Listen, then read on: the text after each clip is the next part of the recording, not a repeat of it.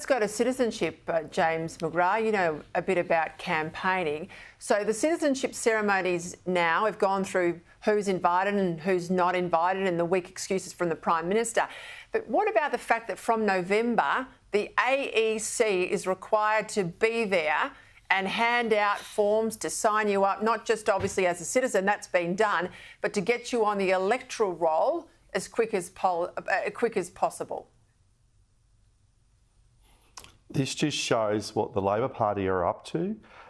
They know they've got the fight of their lives, and the 4,500 people that were pushed through last week, the only surprising thing about that is it wasn't the full 50,000 on the waiting list. We've got a cost of living crisis, we've got a housing crisis, and Tony Burke is bringing the values of Sussex Street, i.e. Labor Party headquarters, to our citizenship ceremonies.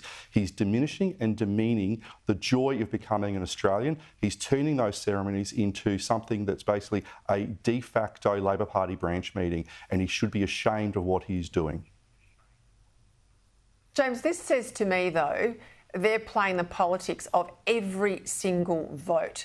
They know some of these marginals could come down to single figures, double figures maybe, less than 100 votes, and they are doing everything they can, I think, because their internal polling is probably worse than we're seeing publicly.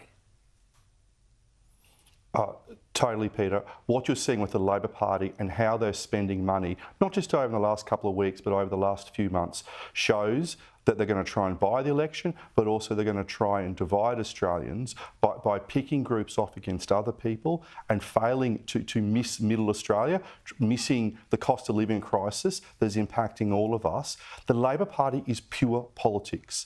They can be very good at campaigning, they can be very good at politics, but they're terrible at policy delivery, they're terrible at government, and what we're seeing at the moment is a weak Prime Minister who is getting his ministers to go out there and play a pure politics. Just an estimates today, Penny Wong took so many questions on notice, refused to answer questions about the alleged caravan terror incident, and accused Michaelia Cash and I of playing politics, when what we were trying to do is get the answers that Australians wanted. This coming election campaign is going to be a grubby one, and it's because we've got a weak Prime Minister. Yes, I don't think they'll be around to give you those questions on notice. They will hit a caretaker period, as we all know.